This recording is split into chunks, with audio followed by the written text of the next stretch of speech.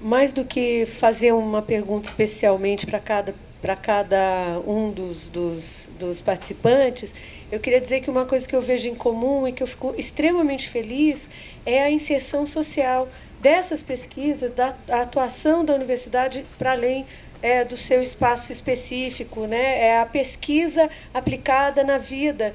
E quando você diz, Suzete, que é bacana agora esse momento de poder ver a reação das pessoas e ter isso como um dado muito importante, tão relevante quanto aquilo que se faz, é como isso é apropriado pelas pessoas, porque eu acho que o sentido da pesquisa é por aí, tanto o projeto desenvolvido pelo Nano, pelo Acho, o trabalho que você desenvolve, assim como os encontros que realiza, que sempre trazem, até tem um termo lá em São Paulo, o pessoal do Baixo Centro, que fala a cidade é feita para dançar, essa dimensão poética, né, da cidade, que pensa mais do que curadoria, uma ideia de cuidadoria, que é no sentido de uma acolhida. Então, acho muito generoso, assim como em Cachoeira, a gente esteve lá no encontro da ANPAP, e ver o que está sendo feito em poucos anos, assim, só dá para a gente ficar muito feliz, orgulhoso. E a URGS, que tem uma trajetória, né, uma importantíssima contribuição na pesquisa, na publicação, na difusão, né, dos trabalhos. Então, é nesse sentido de ver com muito orgulho essa vitalidade.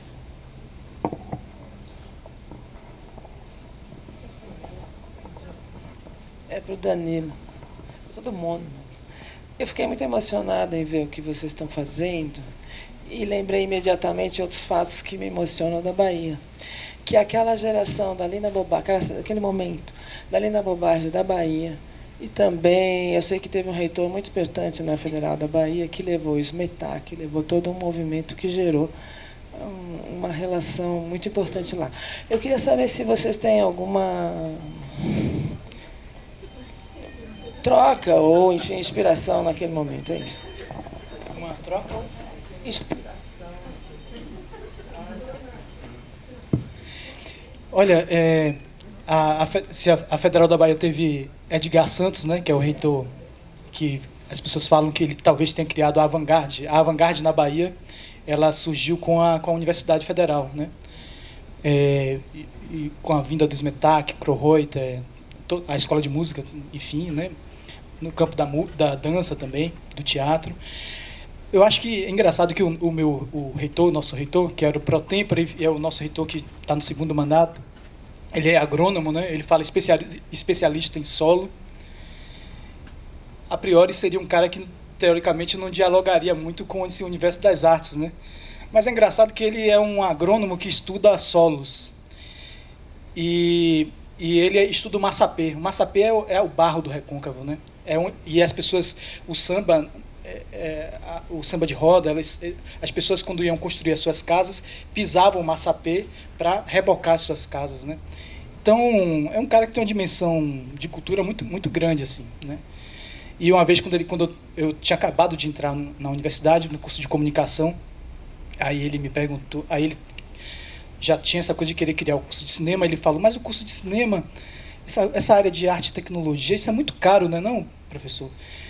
Aí eu disse, professor, olha, é muito relativo, não é não?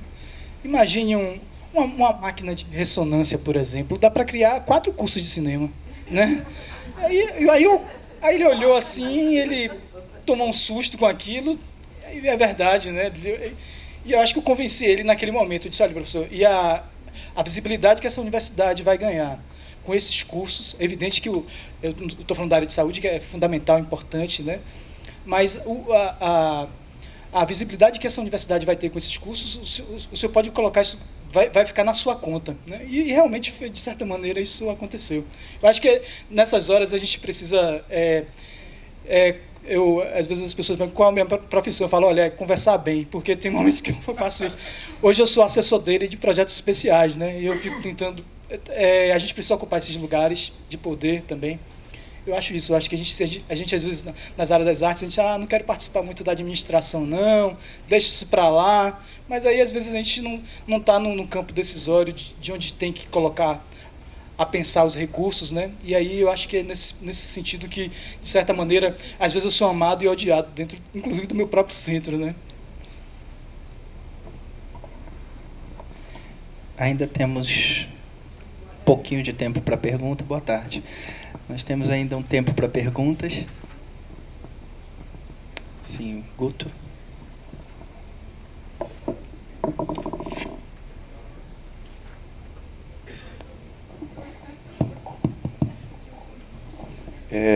Não é para Suzete? Oi.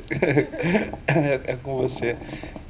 Não, eu queria que você falasse mais desse painelzão de LED, assim, achei muito bacana aquilo ali. Como é que foi aquela história? Ele foi construído por esse grupo que propôs, né, para a Fiesp usar a fachada, né, do prédio para eventos de arte e com trabalhos, assim, em princípio de vídeo, né?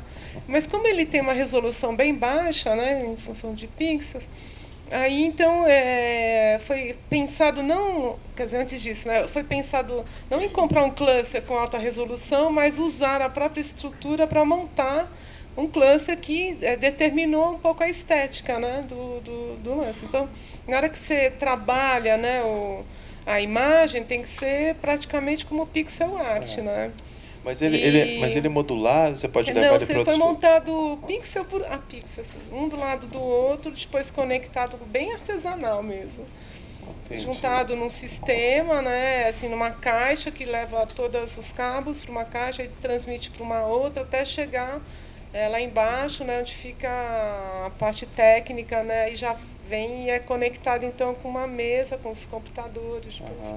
E aí, no nosso caso, a gente trabalhou com mapeamento de vídeo também, porque o prédio é videoprojeção, né, porque o prédio ele é inclinado e dobra, né, então a gente teve que também fazer um video mapping lá para funcionar em tempo real, né, para, por exemplo, os objetos contornarem o prédio, né, todo mundo teve que fazer isso, né, então teve uma complexidade, né. Até outro dia lá na UNB, né, uma pessoa que é contra a arte e tecnologia começou a criticar, falando que era muita tecnologia. Eu falei, mas aquilo é uma gambiarra que foi feita. Tem nada, é baixa resolução, pixel, né, uma coisa bem... Tudo é feito quase que na unha, né, programando. Não tem nada de alta tecnologia.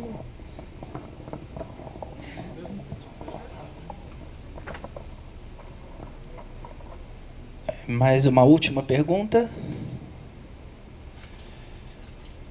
Bom, então eu vou encerrar a mesa. Eu gostaria de convidar o professor Cleomar para fazer o encerramento do dia e dar os últimos recados. Antes de desfazer a mesa, eu queria chamar a professora Jane, que está fazendo pós-doutorado na Universidade Federal do Rio de Janeiro, do PAC, o Programa Avançado de Cultura Contemporânea, está sob minha supervisão naquela casa, Jane. Nós estamos abrindo agora no Media Lab o nosso observatório de movimentos sociais em rede. Será um capítulo específico ou uma área específica do Media Lab que vai monitorar desenvolvimentos de rede ou em rede de movimentos sociais. Isso tem nos chamado a atenção quando uma série de ações são desencadeadas a partir do uso de redes. Talvez não à toa, Marina Silva lança não mais um partido, mas sim uma rede. Esse tipo de organização ou estruturação social tem nos chamado a atenção e nós criamos, a partir de agora, o Observatório de Movimentos Sociais em Rede. A primeira pesquisa que será desenvolvida no Observatório é a pesquisa de pós-doutorado da professora Giane, e ela vai falar rapidamente sobre o olhar específico que ela trará nesse observatório, que já tem mais 2 pessoas prospectando pesquisas nesse mesmo segmento. Professora Giane. Boa tarde a todos. Primeiramente, agradecer o convite do professor Cleomar e dizer que eu realmente estou assim, encantada com tudo que eu tenho aprendido aqui durante esse pouco período de contato, e dizer que eu não sabia o que era um IP e fiquei feliz de agora já poder nunca mais esquecer o que é o IP. Colega, muito bom. No meu caso, eu acho que é importante dizer de onde eu venho, né, rapidamente, e de onde eu estou falando enquanto pesquisadora. Eu comecei, sempre tive uma preocupação com a questão dos movimentos sociais, mas iniciei a minha trajetória de pesquisa no mundo do direito, trabalhando as questões jurídicas, e, ao mesmo tempo, fui percebendo que o direito e a legislação não dá conta de questões históricas e propriamente políticas que estão envolvidas numa produção legislativa. E trabalhei especificamente com a questão da propriedade privada. Depois da minha trajetória no direito, então, eu fui buscar essa reflexão no curso de História, e já estou aí na História. Hoje eu me considero uma historiadora política, né, falando propriamente aí da questão dos movimentos sociais, e onde eu trilhei a minha segunda trajetória no mundo da graduação, do mestrado e mesmo do doutorado, né? Como é que eu vim parar aqui? Essa é uma boa pergunta, né? Mas eu acho que é importante porque eu venho de uma geração que eu considero que eu tive o privilégio e a sorte, né, e foi a sorte e o apoio da internet para me tornar uma doutora. Por que eu digo isso? Eu fico imaginando o que seria se tornar um doutor e fazer uma pesquisa numa época em que as pessoas tinham máquina, né, de datilografia e uma dificuldade de ir no local para uma pesquisa de campo, para uma pesquisa, para uma entrevista oral, né? No meu caso, eu trabalhei durante o período do doutorado, não tive nenhum tipo de liberação, e pensei, bem, eu tenho que descobrir uma forma de driblar um obstáculo, que é o obstáculo físico. E a internet me possibilitou exatamente essa formação, porque eu comecei a acessar todas as informações e toda uma documentação que estava disponível ali, né? Eu até brinco, foi o mundo mágico da internet para mim, e comecei a trabalhar, de fato, essas questões, porque eu fui mapeando informações oficiais de sites como o Supremo Tribunal Federal, os tribunais de justiça, né, o próprio legislativo, através dos anais do Senado, que é muito rico, e fui percebendo que toda essa documentação era passível e possível de ser interpretada de uma forma crítica, né? E, por outro lado, fui também descobrindo, dentro dessas tensões, as questões dos próprios movimentos sociais, né? No caso do mestrado, esse primeiro trabalho ficou registrado já com um livro, intitulado Sobre o Jogo da Lei, confronto histórico entre direito e justiça. E acredito que agora o doutorado, intitulado Nos Labirintos da Lei, a retórica da reforma agrária no Estado Democrático de Direito, também já está no forno. Eu acredito que até o ano que vem teremos mais uma publicação pela editora da Universidade Federal de Uberlândia, a Edufo.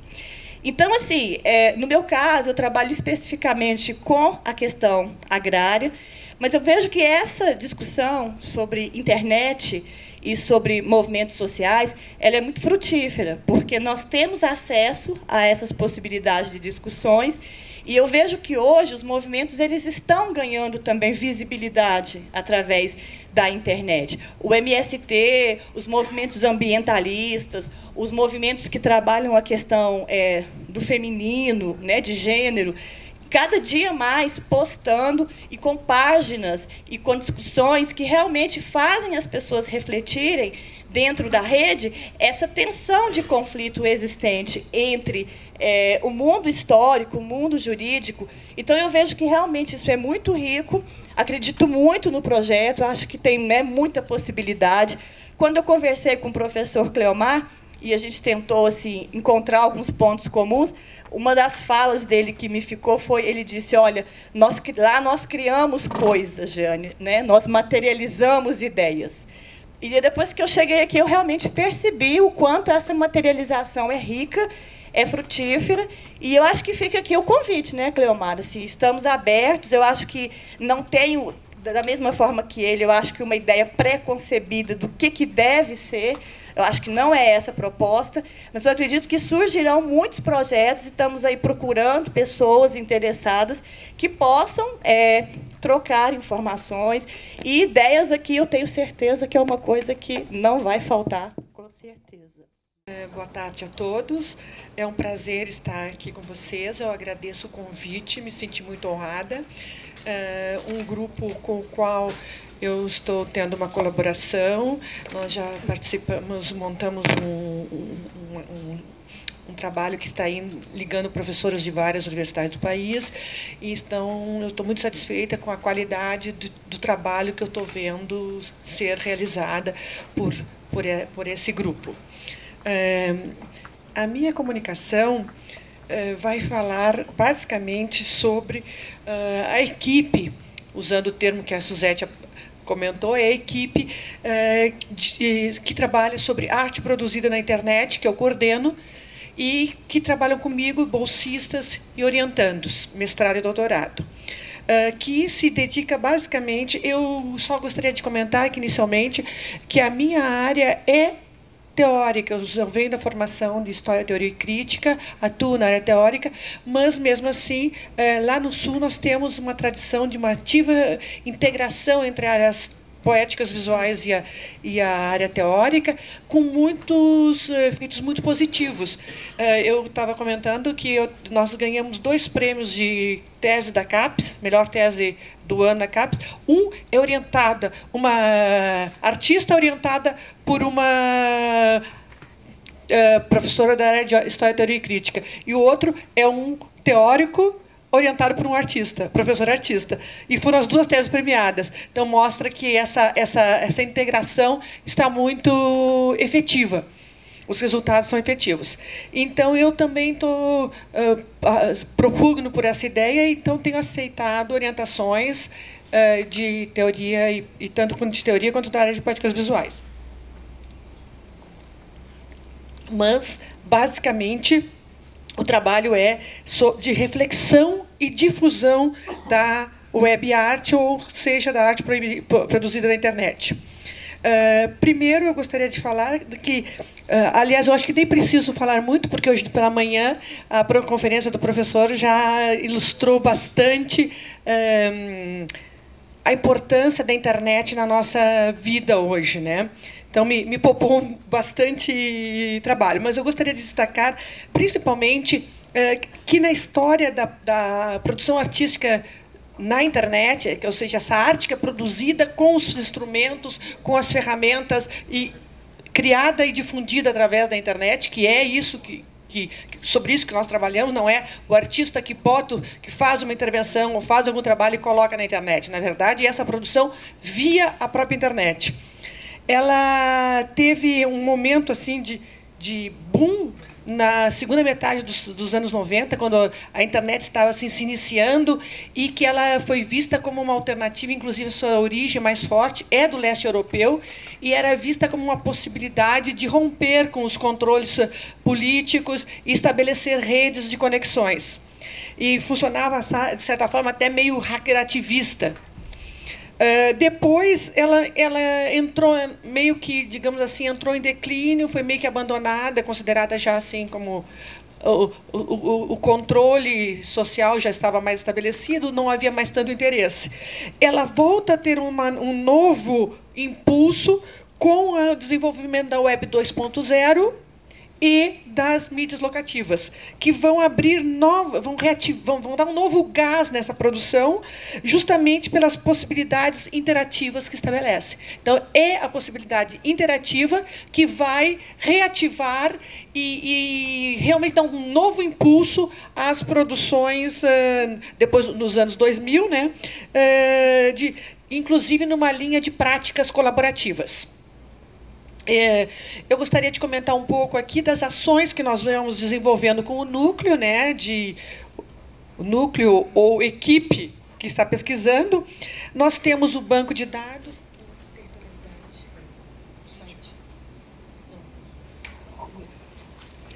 Nós temos blogs que são resultados e difusão da pesquisa.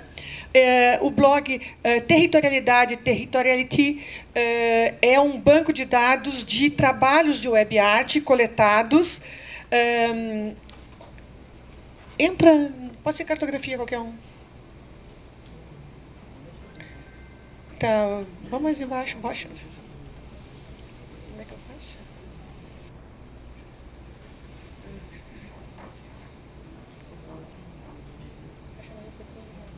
Vocês vão vendo, ó, dá uma passada só para ver como é que ele funciona. Ele tem o nome do trabalho, tá? Depois tem... pode parar aí, esse aí, pronto. Tem o nome do trabalho, o nome do artista, o nome do país do artista, o ano de criação, o link para acesso ao trabalho. Depois tem 2 páginas e um pequeno descritivo do que é o trabalho. Então, é um material que pode parecer assim, muito simples, mas que demanda um trabalho de pesquisa muito grande, porque nome de artista, local, data de criação, não estão assim como legenda no site. Isso demanda muita pesquisa e, às vezes, até alguns a gente não consegue achar. Então, aí fica em branco essas informações. E a ideia é, então, difundir essa produção organizada... Volta um pouquinho na página anterior. Volta lá em cima, no teto, bem no teto. Em 4 categorias. Porque o meu trabalho tem há muito tempo, acho que desde as minhas primeiras pesquisas sobre a América Latina, eu venho trabalhado com questões de territorialidade. Então, o tema é a produção na internet, mas sob o viés da territorialidade. Então, territorialidade e que trabalha com 4 categorias. Cartografia, memória, cidade e paisagem, que foram as categorias que elas são mais organizativas. Muitos trabalhos poderiam estar em 2 ou 3 categorias, às vezes até fica difícil a gente escolher onde vai pôr, mas é mais só por uma questão de organização. Depois disso, nós também temos eu tenho também blogs que os bolsistas fazem. Quando eles trabalham com um determinado tema que são de interesses mais particulares deles, eu tenho estimulado que eles montem blogs. Abre os outros 2, por favor. Esse aí, por exemplo, é um blog Vídeo Arte Animações, que tenta trabalhar com animações e vídeo arte produzida, divulgada e difundida na internet. Não é postar vídeos, é o vídeo feito a partir dos próprios recursos da internet. E nesse blog tem uma categoria, está ali, vídeo arte, animações e resíduos. Os resíduos são foi ideia de uma das bolsistas que estava trabalhando no blog, que ela começou a achar algumas coisas que ela não sabia onde enquadrar, não enquadrava bem nem em vídeo, nem em animação, mas que ela achava que era interessante. Então, a partir daí, ela começou a desenvolver alguma coisa. Abre o resíduo, tem umas coisas interessantes. Por exemplo, esse aí é o Resíduos.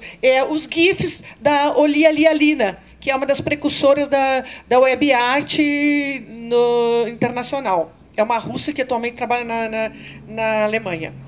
E depois nós temos ainda temos da pesquisa o outro blog, NetArt Molotov, que é o interesse de alguns artistas, de alguns alunos bolsistas, sobre a questão da arte política. É sobre como é pensada, como é produzida, como é trabalhada as questões políticas na web. Então, ela colocou a categoria da web para a rua, na web e da rua para a web, como as 3 maneiras de classificação. Também é uma classificatória. E aqui não é banco de dados, aqui é mais assim informações. Então, tem trabalhos de artistas, links para sites, link para artigos, entrevistas, um pouco mais diversificado.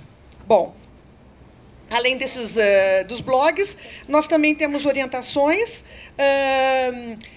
Inclusive, eu já orientei uma aluna cujo trabalho foi um site obra, que, inclusive, está concorrendo esse ano ao prêmio de novas tecnologias no Prêmio Açorianos de Artes Plásticas, lá no Rio Grande do Sul. O site está concorrendo, então eu fiquei bem satisfeita. E também orientei alunos que trabalharam não só fazendo um site, mas desenvolvendo seu trabalho artístico através das redes sociais, de Twitter, Facebook, etc. Bom, além disso, nós montamos um núcleo da revista Porto Arte sobre o web art. E essa revista está online, se alguém se interessar. O número 28 da revista, a revista toda Porto Arte, que é a revista do programa de pós-graduação em artes visuais da URGS, ela está online. O número 28, o núcleo dela é todo sobre web art e contou com participação do Fred Forrest, da Silvia Laurentes, da Laura Baigorre, minha mesma, da Cristine Mello, do Gilberto Prado e do Fábio Oliveira Nunes. Então, eu acho que é um material bastante rico. E, como decorrência também desta revista, nós montamos um site que é Fórum Porto Arte Web Art, onde gravamos vídeos com vários especialistas da área, a Gisele Bigelman, o próprio Fábio, acho que o Gilberto, bom, foram vários, e internacionais também, Margarita Schultz, bom, enfim, agora não quero falhar nomes, mas dando depoimentos gravados, pequenos vídeos, para o fórum. E, paralelamente, no fórum também teve uma curadoria de web art realizada sobre minha orientação, as bolsistas. Foram 3 por 3, eram 3 bolsistas, cada bolsista escolheu 3 artistas para montar o trabalho. E era também o tema territorialidade.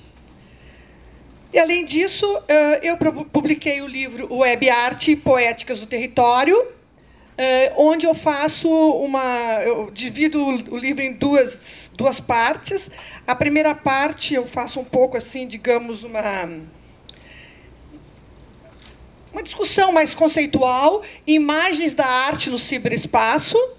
E depois a segunda parte é Poéticas do Território, onde eu abordo novo espaço, novas cartografias, paisagens na web art e cidade, territórios e interatividade.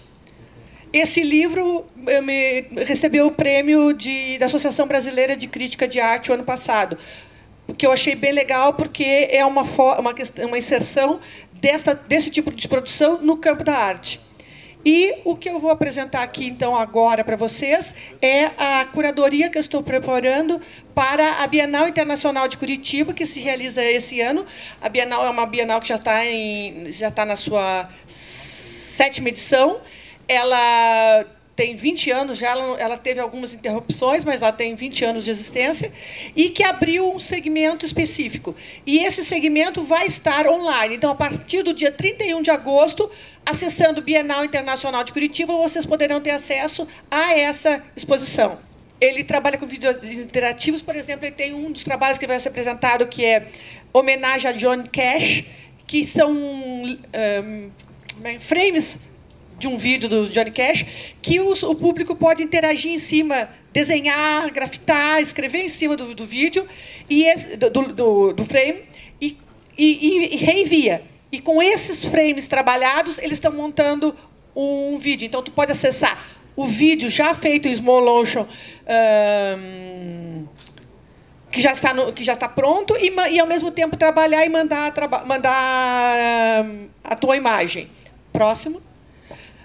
Antônia Abad, que tem um trabalho bem conhecido, já esteve em São Paulo, do Megafone.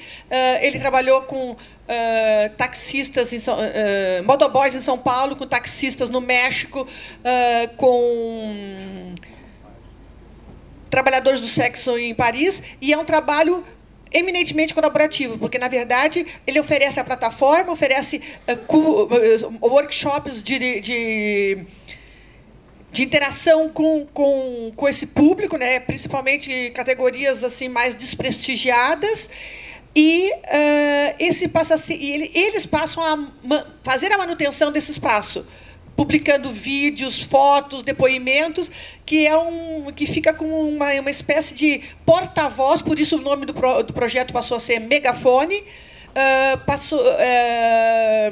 um porta-voz dessas pessoas que, de certa forma, não têm voz na sociedade.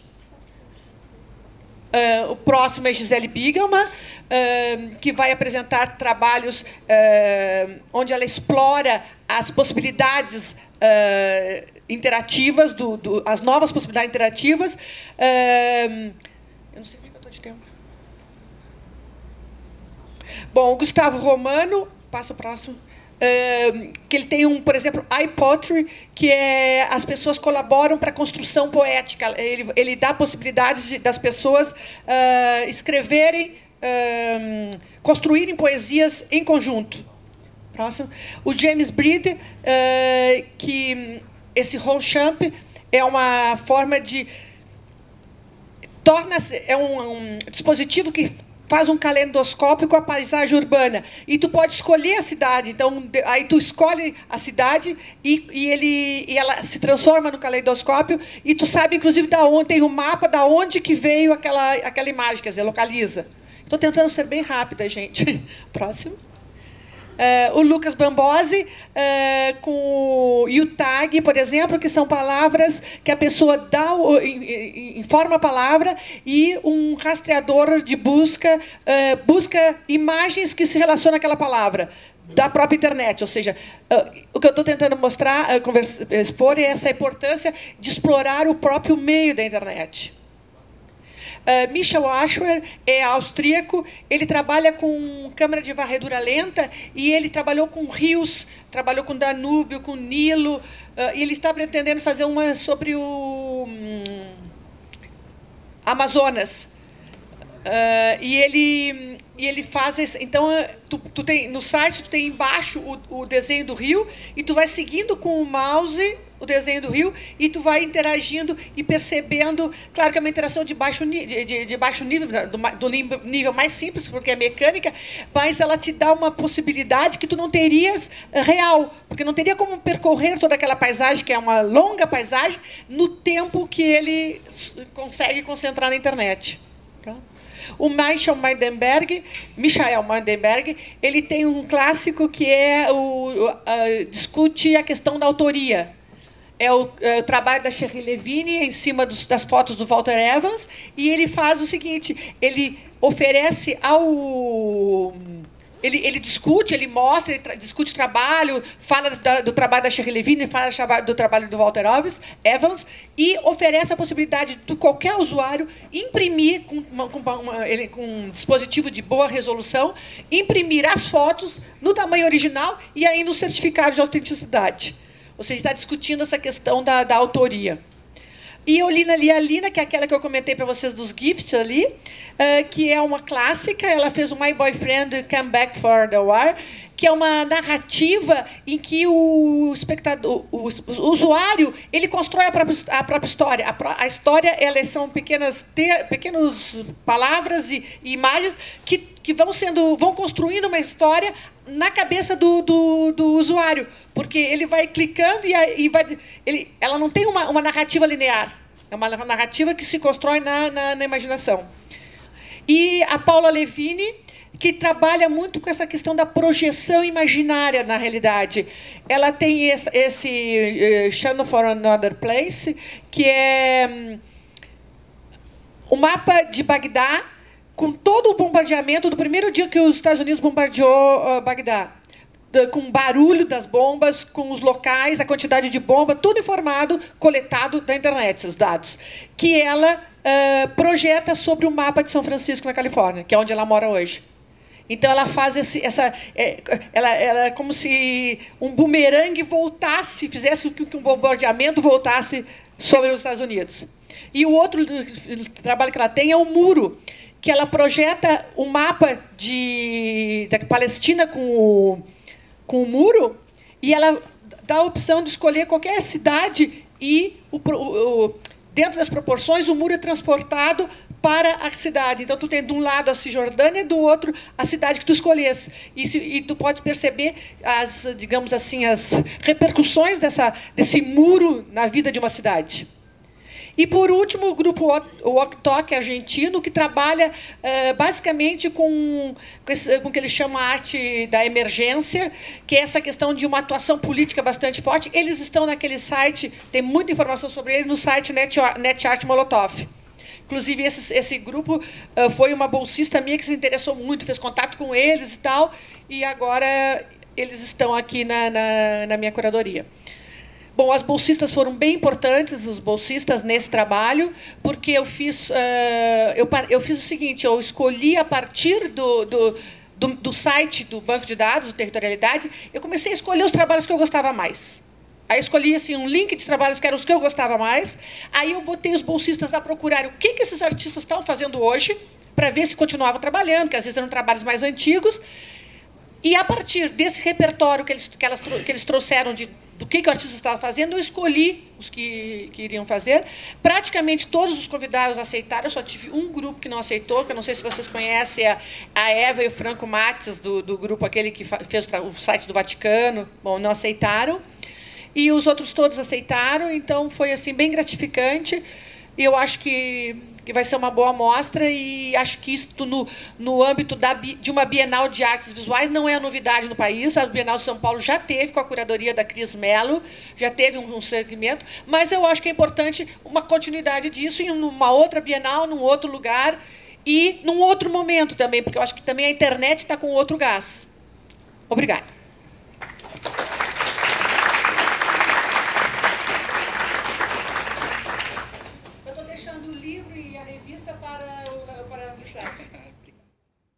É sempre uma honra para a gente voltar a Goiânia e com esse projeto maravilhoso do Media Lab, que a gente quer participar, né, futuramente. Bom, eu organizei um material a partir do que a gente vem trabalhando no Núcleo de Arte e Novos Organismos, na UFRJ, e bem em cima do tema que foi proposto pela mesa, né? Então, primeiro eu gostaria de situar o nosso trabalho. Eu trabalho com o pesquisador Guto Nóbrega, no Núcleo de Artes e Novos Organismos, na Universidade Federal do Rio de Janeiro, no programa de pós-graduação em Artes Visuais, dentro de uma linha de pesquisa que chama-se Poéticas Interdisciplinares. Então, atuamos na investigação conceitual das diferentes poéticas visuais e suas interfaces tecnológicas na produção contemporânea da arte. A linha apoia-se em estudos filosóficos e estéticos na discussão da arte e seus processos, e pretende formar artistas, pesquisadores na discussão teórica e realização de projetos artísticos inseridos na pluralidade dos processos criadores. Acreditamos que nos centros de pesquisa, nas universidades, o modo de produção informatizado que permeia os sistemas e instrumentaliza as metodologias de trabalho possibilita diálogos e interações entre diferentes campos de conhecimento, favorecendo a conjunção arte, ciência e tecnologia. É justamente o encontro, a transversalidade de ações e a colaboração que possibilita o rico universo de pesquisa que vai favorecer a construção de novos paradigmas nos mais diversos campos de conhecimento. Então, a ideia de pensar os conhecimentos artísticos científicos de modo transdisciplinar já está circulando nos ambientes acadêmicos há décadas. No entanto, a experiência da prática, a experiência prática da pesquisa e do ensino nesses ambientes ainda se encontra engessada em suas áreas disciplinares ou disciplinadas, herança de um paradigma pragmático, modernista e decorrente do sistema administrativo institucionalizado. Porém, circula, nesse círculo vicioso do discurso e do fazer acadêmico, abrem-se brechas e escapam experiências inovadoras que ousam questionar tanto os métodos científicos quanto os artísticos. Essas experiências são as que a gente está vendo aqui ao longo dessas apresentações todas, que eu considero que somos todos heróis dentro desse ambiente acadêmico. Com o advento das tecnologias digitais e dos universos virtuais, da comunicabilidade do espaço telemático, algumas das principais transformações na produção artística atual estão no recurso ao estoque cultural encontrável na história ou cultura local, regional e particular. As pesquisas artísticas multimediáticas migram para o universo de experimentação como sensível, quase que ininteligível, ou mesmo imperceptível, ao mesmo tempo que buscam referências nas relações entre culturas, entre conhecimentos globais e locais, científicos e tradicionais ou populares. Então, é nesse contexto que está inserida a pesquisa Arte e Tecnologia, Instalações Multimídia Interativas em Telemática, que eu desenvolvo, no NANO. Nosso trabalho é teórico-prático, artístico e integra arte, ciência e tecnologia a partir da ideia de hibridismo tecno-artístico-biológico. Entendemos que a complexidade das questões abordadas em projetos, sistemas artísticos, exige que a experimentação seja compartilhada para que seja verdadeiramente compreendida. Para tanto, temos como abordagem metodológica a criação de processos criativos colaborativos com parceiros de diversas áreas de conhecimento. Então, essa introdução foi para apresentar o nosso espaço de trabalho. E agora eu vou estar mostrando para vocês como que a gente faz isso, já que aqui a proposta é a gente discutir essa formação de grupos, de equipes e de trabalhos integrados, né, entre laboratórios e pesquisadores e artistas. Então, a primeira estratégia que nós utilizamos é criar um sistema laboratorial, né, um espaço adequado para viabilizar os testes, as experimentações, um local de trabalho coletivo, onde o grupo pode estar compartilhando na prática os processos de pesquisa e de experimentação, uma referência para outros colaboradores e pesquisadores que podem atuar junto às atividades em andamento e uma organização e sistematização do trabalho, coisa que é muito complicada fazer com o artista. O processo criativo ele dificilmente é organizado, disciplinado e sistemático, apesar de que nós conseguimos fazer com o nosso trabalho particular isso, às vezes. Agora, com os outros, é muito difícil. Então, inclusive, criar um espaço laboratorial é um grande desafio, porque nós não temos recursos, nós não temos apoios de grande parte das instituições, nós somos localizados como não arte e não ciência, ou arte e ciência, não sei, e ficamos nesse limbo, nesses entre-espaços de pesquisa, onde fica difícil encontrar apoio e recurso para montar o laboratório. Mas a gente acaba dando sempre um jeito, né? A segunda estratégia é um sistema de integração acadêmico. Então, não basta apenas ter um espaço laboratorial, é preciso trazer as pessoas para esse espaço laboratorial. E, mais do que trazer as pessoas, é preciso também introduzi-las ao que esse espaço laboratorial se propõe, né? É diferente de um espaço de laboratório da física, ou da química, ou da biologia. Ele tem outro caráter.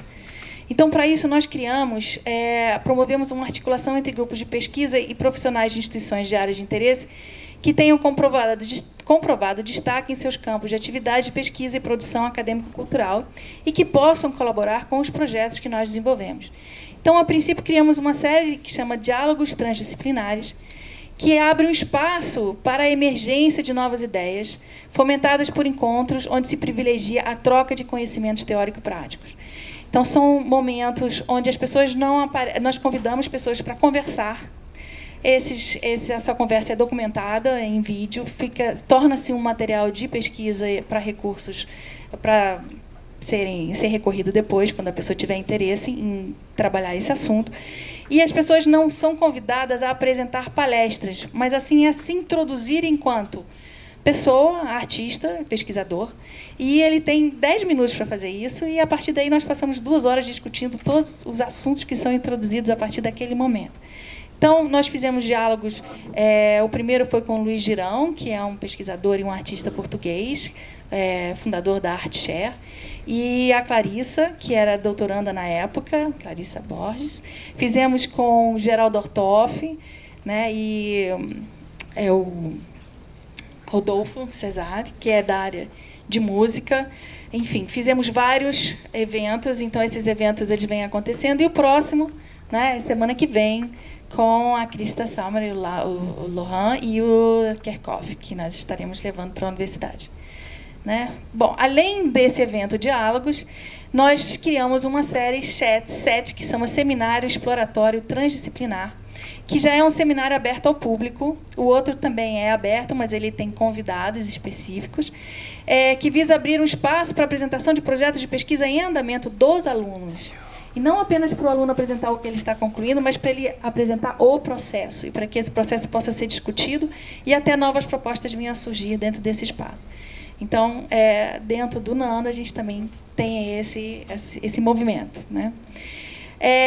Uma terceira estratégia é um sistema de integração artístico-cultural, com organização e participação em projetos colaborativos, presenciais e remotos, o apoio de editais e prêmios, o que a gente conseguir para produzir esses eventos, e uma articulação com outras universidades, centros culturais e órgãos governamentais de apoio à cultura. Então, como exemplo disso, nós temos o Hiperorgânicos, e eu não vou explicar mais muito sobre isso, porque ontem o professor Guto já deu uma explicada. Nós fizemos o primeiro em 2010, o segundo foi na Cúpula dos Povos, no ano passado, o terceiro também foi no ano passado, com o apoio da RNP, e ocorreu lá na Funarte, num prédio maravilhoso, que é o Palácio Capanema, no Rio, numa sala Portinari. Foi fantástico. Nós estávamos todos em telemática, nos conectando com vários lugares do mundo, com essas imagens maravilhosas da sala Portinari. Bom, então, além desse trabalho de dar vida ao laboratório, né, que para poder iniciar essas colaborações e fazer essas trocas, também consideramos importante para a discussão uma visão do pesquisador e artista Roy Ascott, que é precursor e visionário de um paradigma de conectividade, da inclusão e da associação e integração, despojado dos códigos formais e restritos do modernismo.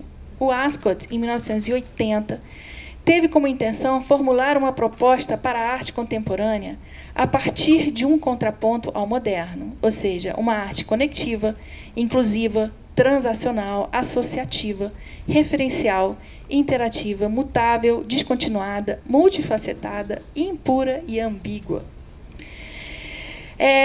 Se, nesse sentido, desejamos abandonar o paradigma, né, e o pragmatismo modernista, é preciso acreditar, segundo Roy Ascott, que a arte não se limita a obras em si, nem na atividade solitária do artista, mas é compreendida como um campo de probabilidades psíquicas, altamente entrópico, em que o observador é ativamente envolvido não no ato de conclusão, no sentido de completar uma mensagem do artista, num processo passivo, mas sim ao interrogar e interagir com o sistema obra para gerar significado.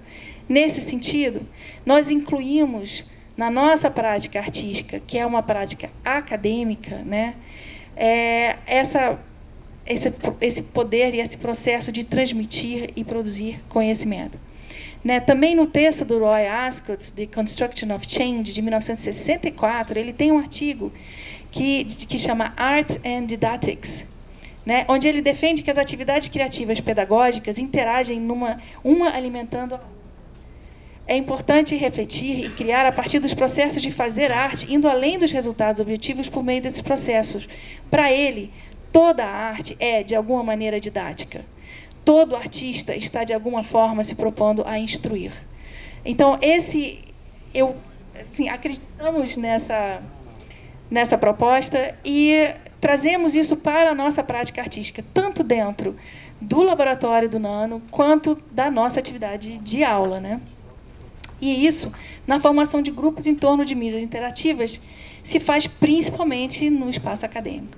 Então, dentro das atividades acadêmicas e as atividades práticas dentro da academia, né, a gente aplica essa metodologia coerente com a proposta conceitual da linha de pesquisa, a criação de poéticas interdisciplinares. Então, eu desenvolvo disciplinas de laboratório dentro da pós-graduação. Uma chama-se Laboratório em Videografia. E dessa disciplina nós criamos um grupo que chama Grupo Acho, que o nome é Antonieta Chegou Hoje.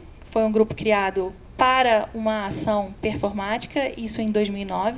E, a partir dessa primeira ação, foram realizadas outras. Então, a primeira chamava-se Rio Branco, são performances ciberurbanas.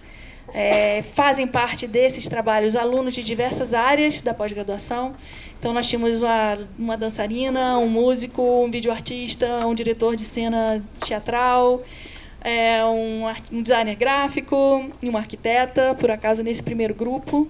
Então, as ações de constituição desses trabalhos colaborativos passam pelo processo em sala de aula, didático. Isso aqui é um resultado gráfico da performance na Avenida Rio Branco, no centro do Rio de Janeiro. a partir do estudo que foi feito pelos alunos. Uma segunda ação, já em outra turma, em outro semestre, chamou-se Rebambolation, em 2010, também com vários alunos de diversas áreas. Também era uma ação performática que foi feita no Largo da Carioca e também na Lapa, à noite. E tinha... Eu não sei se vocês lembram de uma música que estava... Rebolation. Bom, então, como é um trabalho feito para o público, um trabalho urbano, um trabalho para a rua, nós tivemos um aluno nosso que fez um sampler dessa música e criou o Rebambolation. E os bambolês foram incorporados à coreografia da música. E tinham bambolês customizados com LEDs, com sensores, com várias coisas. E a gente acabou trazendo esse trabalho para Brasília uns 2 anos atrás, e o Grupo Corpos Informáticos também adotou o bambolê dentro das performances deles. Foi muito bom. Uma terceira ação do Grupo Acho foi uma performance de intervenção ciberurbana durante o evento Transperformance, no Futuro Ipanema, um evento curado por Lília Amaral, que está aqui. Eram balões com câmeras que transmitiam imagens num sistema telemático, e essas imagens eram exibidas dentro do auditório do Oi Futuro, e fazia-se um mapeamento de todo um percurso da área em torno do Oi Futuro. Enfim, aqui tem outras imagens, e depois a ação foi repetida também no museu aqui, no Museu da República, no evento de Arte e Tecnologia. Como resultado também do trabalho dessa colaboração envolvendo o Núcleo de Arte e Tecnologia e essa proposta colaborativa, eu vou mostrar aqui dois trabalhos. Um trabalho chama-se Entre, que é uma performance da Bárbara Castro. Ela já defendeu a dissertação dela de mestrado há pouco tempo, nesse mês passado. E aí eu tenho um vídeo rápido.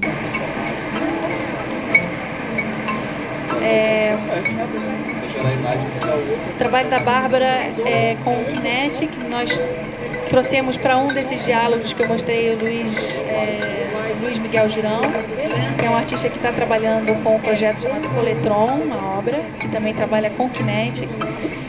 Ele teve junto com o Nano, mostrando um pouco das opções. E, enfim, o trabalho da Bárbara já tem essa relação com a performance, é feito com o Arduino, tem a interação dela com a imagem. E aí, um outro trabalho é de uma orientanda aqui em Brasília, aproveitando a deixa da Suzete. Uma estudante da Universidade de Brasília resolveu unir arte e robótica.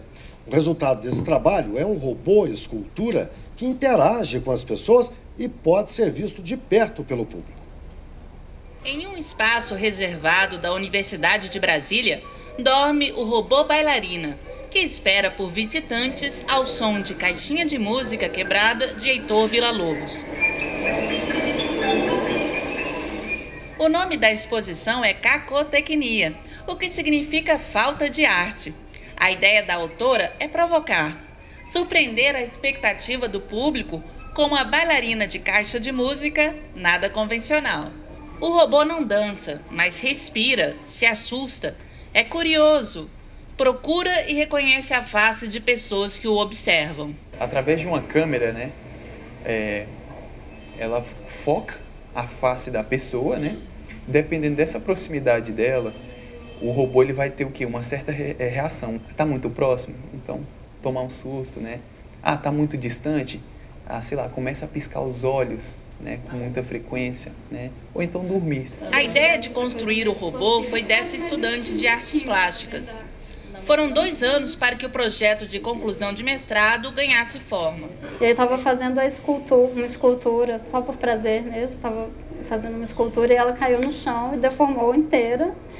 E aí, no meio do meu desespero, eu olhei para ela e falei, nossa, que bacana. E eu sei se ela pudesse se mexer e se deformar e voltar para o que ela era. E aí, disso veio a ideia de fazer um mestrado com uma escultura que pudesse se mexer. Alunos de várias áreas de conhecimento, como ciência da computação, engenharia mecânica e matemática, se juntaram para dar vida à obra de arte robótica, que conta com 12 motores para se movimentar. Cada motor é responsável por pequeno movimento. Então tem um motor que move os olhos para um lado, outro que move os olhos para cima e para baixo. E todos os motores eles têm uma limitação mecânica e eles respondem ao comando eletrônico. Eu acredito que eles aprenderam muito no desenvolvimento desse projeto e uma área aprende com outra área. Até dia 29 de janeiro, no espaço piloto da Universidade de Brasília, o robô bailarina estará exposto para interagir com os visitantes. Isto é, assim que ele acordar. Então, a professora Diane é a co-orientadora da Júlia, né? Eu estou fazendo a orientação como professora colaboradora do programa de pós-graduação aqui em Brasília, e é um projeto realmente muito gratificante a gente ter conseguido fazer essa articulação com essas outras áreas de pesquisa. E, enfim, para concluir, além dos diálogos, além dos sets, além dos hiperorgânicos, eu não sei mais o que a gente faz da vida, mas, enfim, nós ainda oferecemos oficinas, nós temos... Agora, tem oficinas que a gente faz na minha fazenda, também sou fazendeira, então tem aqui à esquerda uma oficina na área rural. À direita, nós temos o ciclo de oficinas, que foi proposto por alunos, para os alunos, então, a partir da necessidade e a nossa falta de tempo, eu acho, de estar com eles também nesse processo de aprendizado, eles estão desenvolvendo as suas próprias oficinas, que a gente dá uma orientação. Né? E, ao final, aí eu coloquei as oficinas que foram realizadas aqui com o projeto Diálogos Arte e Ciência, que o Cleomar nos ofereceu, nos convidou, e que foi um grande prazer. Então, nós recebemos o professor Alberto e a professora Maria Amélia, lá do Rio Grande do Sul, no Rio de Janeiro, e tivemos o prazer de estar com o Jarbas, lá no Recôncavo. Aqui é um antigo cinema da cidade que acaba de ser reformado pelo IFAM, e a gente, além da exibição de filmes, ele é um espaço muito bacana, porque o conceito, eu pude participar da concepção, da discussão do programa, né? A gente quer, justamente nesse espaço, é um espaço que é muito inspirado no Teatro Oficina, né, do Zé Celso, um projeto da Lina, que é criar um espaço que seja multiuso. A gente pode, além de fazer projeções de filme, a gente pode fazer performances, a gente pode fazer instalações, videoinstalações, as coisas mais diversas nesse espaço. E é um espaço que custou quase 10 milhões. Custou quase 10 milhões, assim, porque ele tem equipamentos de ponta, projetor 4K, essas varas aí, elas sobem e descem, vão para frente, vão para trás. Ou seja, é um espaço privilegiado para esse tipo de ação. Esse cinema, nós vamos agora participar da rede de cinemas universitários digitais que a ANP tem produzido. Eu não sei se, com a mudança do Ministério, esse projeto caiu. Eu espero que não tenha acontecido, porque esse é o grande problema das brasileiras. Muda o gestor, muda toda a orientação, né? Parece que a gente volta para a estaca zero. É uma pena que o Álvaro não veio, porque, inclusive, eu ia até perguntar a ele sobre isso. Porque a gente tem muito interesse, que a ideia, justamente, é criar uma integração. Por exemplo, aqui do laboratório, do Lab Mídia de vocês, em rede com a Cinemateca Brasileira, com o cinema lá de Cachoeira, enfim, com o cinema da UFRJ, do Rio Grande do Norte, enfim. Eu acho que essa seria a proposta, que a gente possa estar trocando conteúdos, trocando experiências, filmes, as coisas mais diversas em rede. Isso é o que me interessa ultimamente. Eu estou muito feliz porque a gente conseguiu montar um grupo muito bacana de professores muito bons, outros não tão bons assim, outros muito engajados, outros não tão engajados. Mas um professor, Nelson Preto, uma vez me falou o seguinte, ele disse: Danilo, a universidade é um lugar para quem gosta de trabalhar e para quem não gosta de trabalhar. E outro dia me falaram, outro dia eu falei isso em algum lugar e me falaram o seguinte: Danilo, mas é o seguinte, ainda tem mais uma. Universidade é o lugar que quem trabalha muito ganha pouco, e quem trabalha pouco ganha muito, né? Então é essa loucura. Eu, como sou daqueles que vivo pela universidade, fico muito feliz de, em pouco tempo, a gente já ter criado núcleos muito interessantes, pesquisas têm aparecido, os nossos alunos têm participado de festivais, ganhado prêmio, publicado, participado de congresso, e acho que o outro passo que a gente precisa agora consolidar é a criação de um programa estrito sensu na área de artes lá. A gente está caminhando para isso. A gente já tem um na área de ciências sociais, dentro do centro.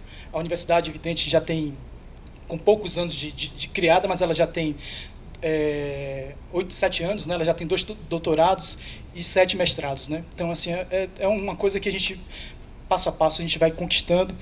Mas o mais importante que eu quero deixar um recadinho aqui é que nós estamos abertos para a troca. Isso que é o que nos movimenta, é o que nos alimenta também e é o que a gente quer, né? É isso. Muito obrigado.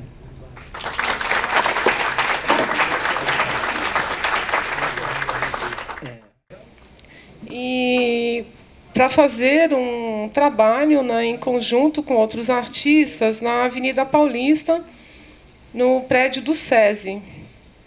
E então nós, dentro ela procurou também um laboratório por causa do tema Game Art, né, que é um tema que a gente já vem desenvolvendo há algum tempo, na ideia de gamificação da arte, usando dispositivos interativos, né, e também dentro de uma outra questão que a gente vem trabalhando, que é de intervenção urbana, juntando, né, a linguagem de game, mais a arte computacional no espaço urbano.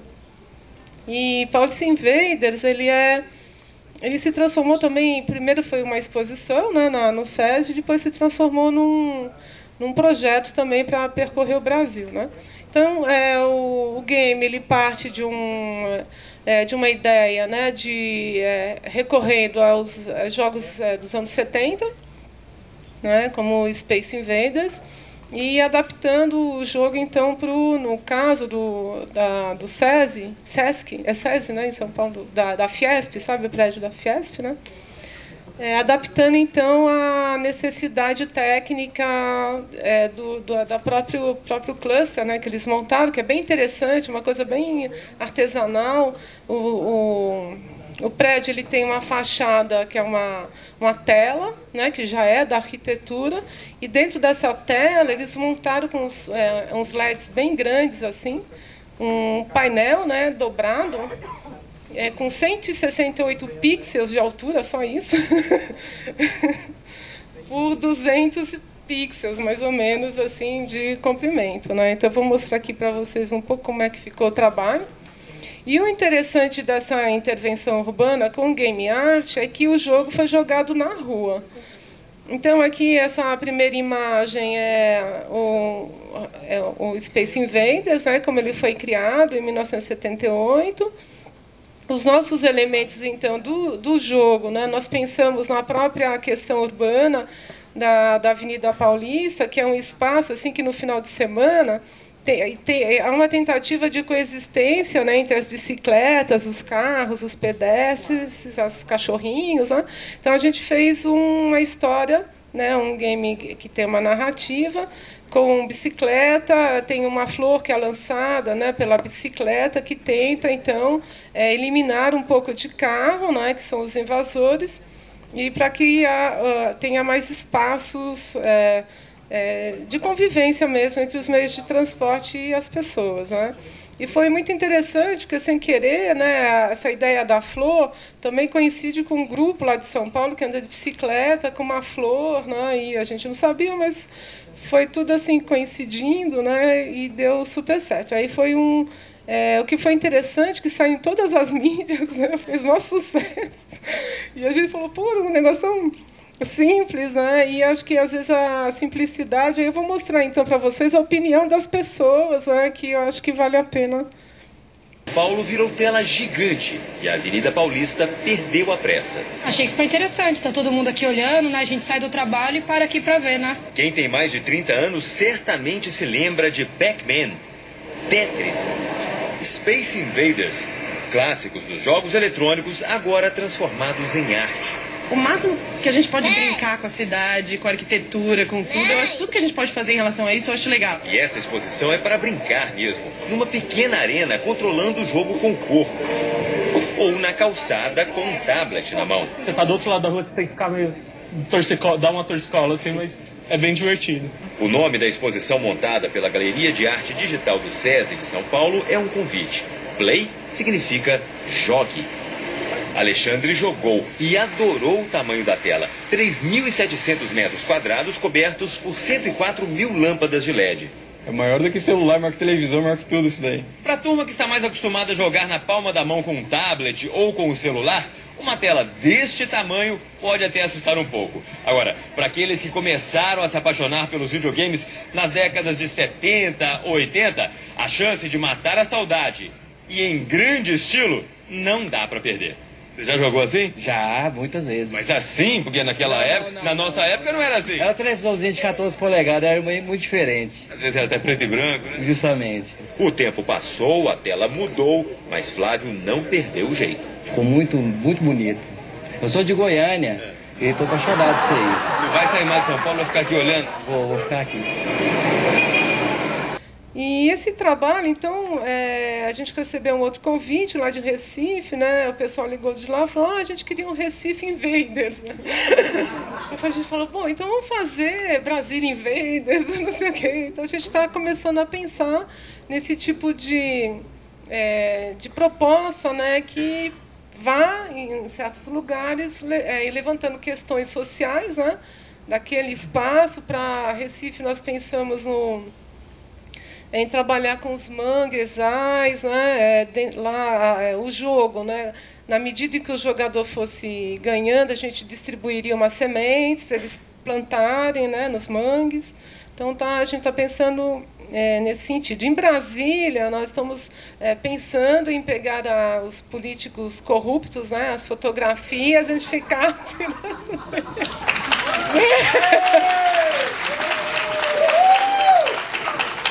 E no museu, né? Agora tem sempre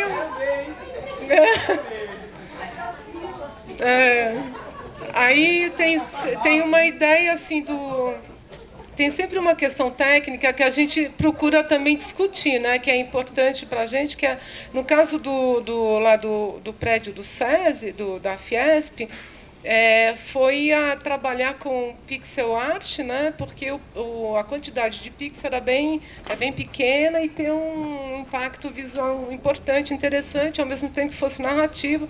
Então, é uma dificuldade que a gente gosta de ir atrás, né, para trabalhar. Em Recife, a gente estava pensando em projetar no Rio, né? Lá de Recife, e com os caranguejos que iriam, então, atrás do lixo, né, que seria, então, a parte interativa. Mas também estava vendo a dificuldade disso e talvez não dê para fazer, né, porque é muito complicado, a gente chegou à conclusão que seria muito complicado. E em Brasília, então, a projeção, a gente pensou no museu, né, no Encontro de Arte e Tecnologia, todo mundo está convidado, né, vai ser em outubro, de 2 a 4 de outubro, o simpósio, né, e a exposição, né, que quem quiser participar da exposição também, tiver trabalho, né, quiser mandar para a gente, né, um resumo, né, está aberto também, que vai ficar do dia 2 ao dia 30 de outubro. E no museu, como ele é redondo, né, assim, um hemisfério, a gente pensou em fazer um game que o jogador ficasse correndo, né, atrás dos políticos, e aí de algum jeito atirando, assim, em volta do museu, né? A gente está vendo, mas teria que ter assim 8 projetores, né? Teria que ver como é que vai fazer. Bom, e assim, essa proposta, né? Então ela segue um pouco o mesmo caminho de 2 outras propostas, né? Que é o Geopartitura, que é esse aqui, que eu vou pegar. Roubaram o nosso projetor na UNB, né? Que a gente demorou tanto para ter, que era tão bom. E agora aquelas coisas, né? A gente demora para comprar alguma coisa, aí vem um bobo rouba, né? Então, mas a ideia do Geopartitura, né, é uma projeção já com dispositivo móvel, né, um concerto coletivo, ficar mais ou menos assim o desenho, né, em cima das fachadas. E o outro projeto, então, que a gente também tem trabalhado, né, é o CIURB, né, que aí já faz uma conexão com a rede social Twitter e a rua, né? Bom, gente, acho que é isso. Daqui a pouco entra a imagem aí.